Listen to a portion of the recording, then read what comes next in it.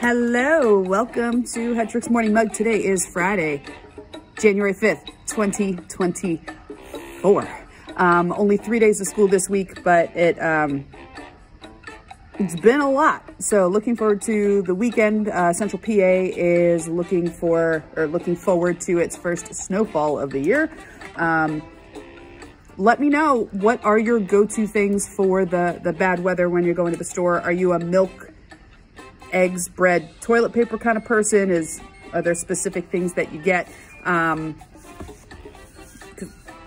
sending all my support out to those who have to work in grocery stores over the next couple days. You got this. All right, so let's do some This Day in Histories, shall we? Get us going just a little bit. Let's see. This Day in History, 1886, the publication of The Strange Case of Dr. Jekyll and Mr. Hyde is published by Robert Louis Stevenson. And why did I even put this music on? I should have known better. Right away. Didn't think there'd be a connection. All I had to do was Google. And what did I find? A daily dose of ice. So Dr. Jekyll and Mr. Hyde, famous story, and it's now a part of our language in the sense that someone who has two distinct personalities. In one setting, they're completely this way, and then they are something completely different in another context. So my Google found a website. I will put the link in the description for you in case you're interested. Classic horror films remade as romantic comedies.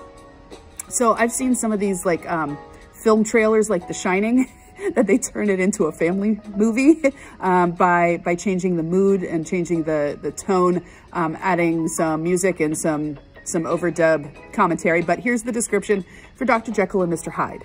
So if Dr. Jekyll and Mr. Hyde were a romantic comedy, Mr. Hyde, played by Tom Hanks, is a chain bookstore tycoon who always takes all the caviar garnish at parties and goes ballistic when people order tall decaf cappuccinos. In person, he clashes with the local children's bookstore owner named Kathleen Kelly. That's Meg Ryan. But online, she and, here's his username, at Dr. Jekyll 1886, because it was published in 1886. See, you knew that. They're falling in love. When their true identities are finally revealed, she's weirded out that Hyde didn't tell her earlier that he was Dr. Jekyll, and immediately leaves him and blocks him on Twitter. Yep, so from The Exorcist to Frankenstein, which we talked about earlier in the mug, and Dracula, I will post that for you. Hopefully it's a little bit of a chuckle. So that's your first daily dose of Hanks. Again, connected to the publication of that book. Okay, back to it. 1887, the first U.S. school for librarianship opens at Columbia University. I have received a text, one-on-one conversation, and an email. Thank you, Carrie, faithful mugger Carrie. She found me that article that I talked about earlier this week. About the Mel Gibson, Tom Hanks effect / controversy. So I have my weekend reading. Thank you, thank you, thank you. Knowledge is powerful. This day, 1914, Henry Ford and the Ford Company decide to move to a $5 per day minimum wage. 8-hour workday, $5 a day. It was $2.40 a day for a 9-hour shift. So he cut the length of the day and increased that minimum wage. This day, 1961, Paul McCartney's first performance with the Beatles, and that was in Lancashire in England. 1592, backing up a bit, this is from my AP World students, Shah Jahan, who was the 5th Mughal emperor in India, not Mughal from Harry Potter people, it's the Mughals. The Mughals, one of the gunpowder empires that we study in our period 1450 to 1750 in our AP class, is born One of the things he's most known for is, there's the bell, the building of the Taj Mahal, which was actually a mausoleum for his favorite wife. So happy birthday, Shah Jahan. 1914, George Reeves was born. George Reeves, actor in Gone with the Wind and The Adventures of Superman. Do not get George Reeves confused with Christopher Reeve.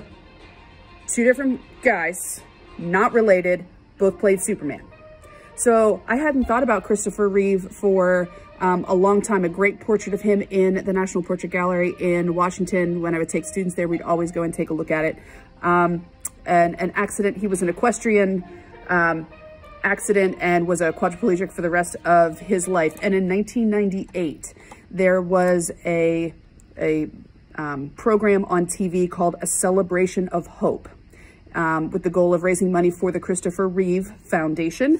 And I put that on my list to come back and talk about it another time, because it's definitely worth exploring a little bit more. But guess who's going to be one of the celebrities there supporting A Celebration of Hope? Tom Hanks. Okay, that was in 1998. And oh, whoa, I need to corroborate this. I don't know if it's true. I only saw it on one source. So we're gonna put this in the maybe column, but I'm gonna let the music play anyway. Genealogical connection between Christopher Reeve and Tom Hanks, 20th cousins. That's pretty big. That's pretty big. But I'm gonna leave it. We're all related to each other somehow. Yeah. And those who teach at Big Spring know everybody got a cousin in Newville. Isn't that the truth? Okay, couple other things going on today. Gonna pop back over to my music here. It is Screenwriters Day. Don't forget about the people who are writing the dialogue for all of your favorite films and television programs. Today is Be Kind to Your Servers Day. Always be kind to your servers. Okay?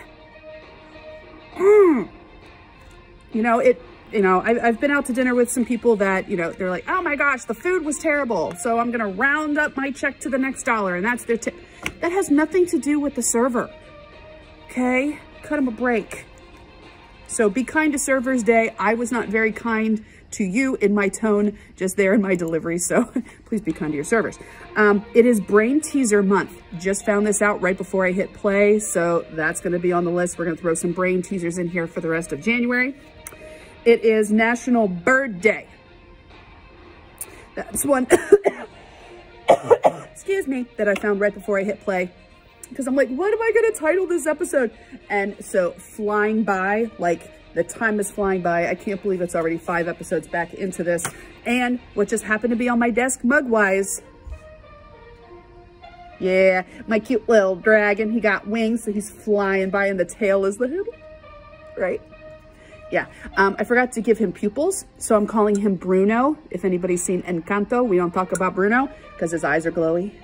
So this is my Bruno mug flying by. It is National Bird Day, and if you've seen Jurassic Park, they talk about, like, you know, dinosaurs turning into birds. I think Jurassic Park is going to be added to my film list for the weekend. And one more thing, it is 12th night, the 12th night of Christmas. It's Epiphany Eve. So according to the biblical story, this is the night that the Magi, the wise men, come and visit. And I was thinking 12th night, oh, Shakespeare play, right? It's one I haven't read. I know the basic premise, but I haven't gotten to read it myself. And then I'm like, nah, there wouldn't be. Could there be? Internet, tell me, 12th night, is it a daily dose of Hanks? And yes, it is. There was a benefit, oh, I didn't write down the year, 2012-ish, could even be after that. A benefit for the Shakespeare Center of Los Angeles. Tom Hanks and his wife Rita have been supporters for over 25 years, and there was a live reading of 12th Night. So many fun things as always. Okay, So not the most put together, a little bit over like always, but I'm trying to keep the consistency going. So happy Friday to you all, or whenever you're happening to watch this. Until next time, behave, be good, be kind, wash your hands, recycle as appropriate. See you later.